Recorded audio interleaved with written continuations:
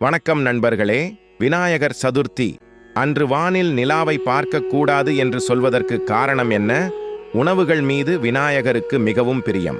அவரது பக்தர்கள் அன்போடு கொடுக்கும் உணவு வகைகளையெல்லாம் ஒன்று விடாமல் சாப்பிட்டு விடுவார். ஒரு நாள் அவரது பக்தர் ஒருவர் விநாயகருக்கு தனது வீட்டில் விதவிதமான பதார்த்தங்களை படைத்துள்ளார். அவரது வீட்டில் அன்று முழுக்க இருந்து அனைத்து உணவுகளையும் ருசித்து சாப்பிட்டார் விநாயகர்.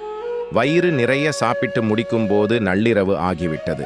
ஆனால் இன்னமும் சாப்பிட விரும்பிய விநாயகர் மிஞ்சிய மற்ற அனைத்து உணவுகளையும் ஒரு பையில் எடுத்துக்கொண்டு வீட்டை நோக்கி நடந்து சென்றார். வயிறு நிறைய சாப்பிட்டு முடிக்கும் போது நள்ளிரவு ஆகிவிட்டது.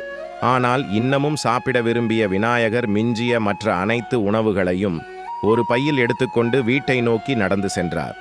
சாப்பிட்ட களைப்பில் மெதுவாக நடத்த விநாயகர் தடுமாறி கீழே விழுந்து விட்டார். அவர் கையில் இருந்த உணவும் கீழே விழுந்து சிதறிவிட்டது. உடனே எழுந்து தன் மேல் படிந்த மண்ணை உதறித் தட்டிய அவர், யாரும் பார்த்தார்களா என்று சுற்றும் முற்றும் பார்த்தார். நள்ளிரவு என்பதால் ஒருவரும் விழித்திருக்கவில்லை. எனவே சிதறிய பதார்த்தங்களை எடுத்துக்கொண்டு நிமிர்ந்த விநாயகர் வானில் நிலா இருப்பதை பார்த்தார். தன்னை பெரிய அழகன் என்று நினைத்து கொள்ளும் சந்திரன் விநாயகர் தள்ளாடி நடந்து வந்து கீழே விழுந்ததையும் மண்ணில் விழுந்த உணவுகளை பொறுக்கி எடுத்ததையும் பார்த்து கேலியாகச் சிரித்துக் கொண்டிருந்தான். இதை பார்த்த விநாயகருக்கு கடுமையாக கோபம் வந்துவிட்டது. என்னை பார்த்தா சிரிக்கிறாய் என்று ஆத்திரமாக கேட்டார் விநாயகர். பெரிய தொந்தியையும் யானை முகத்தையும் பார்த்தால் எனக்கு சிரிப்பு பொங்கி வந்துவிட்டது. அந்த கால்களை அசைத்து அசைத்து நடந்து வரும்போது கீழே விழுந்து புரண்டதை பார்த்தால் என்று மீண்டும் சிரிக்கத் தொடங்கினான் சந்திரன். அடக்க முடியாத சினம் கொண்ட விநாயகர், நீ செய்த தவறுக்கு இனிமேல் நீ வானில் தோன்றாமல் மறைந்து ஒழிவாய் என சாபம் அளித்தார். அந்த காலத்தில் சந்திரன் மாதம் முழுவதும் ஒவ்வொரு நாளிலும் முழுமையாக வானில் தோன்றி ஒளி வீசுவான்.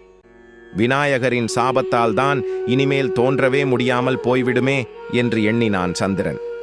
தவறை உணர்ந்த அவன், என் பிழை பொறுத்து மன்னிக்க வேண்டும் விநாயக பெருமானே என்று வேண்டிக் கொண்டான். கோபம் தணியாத விநாயகர், உன் தவறுக்கு பாடம் கற்பிக்கிறேன். இன்னும் 15 நாட்களில் நீ மெல்ல மெல்ல தேய்ந்து முழுவதும் மறைந்து விடுவாய். ஒரு நாள் முழுக்க நீ மறைந்தே இருப்பாய். அடுத்த 15 நாட்களில் மீண்டும் முழு உருவத்தை அடைந்து ஒளி வீசுவாய். ஆனால் அதுவும் ஒரு நாள்தான் என்று கூறினார். சதுர்த்தி நாளில் என்னை அவமதித்தால் உனக்கு இந்த சாபம் ஏற்பட்டது. இனிமேல் சதுர்த்தியில் உன்னை பார்க்கும் அனைவருக்கும் நீ கேடுகளை விளைவிப்பாய் என்றும் சாபமளித்தார். இந்த பதிவை படித்த கேட்ட அனைவருக்கும் நன்றி. இந்த பதிவு பிடித்திருந்தால் லைக் செய்து நமது சேனலை சப்ஸ்கிரைப் செய்து கொள்ளுங்கள். நன்றி, வணக்கம்.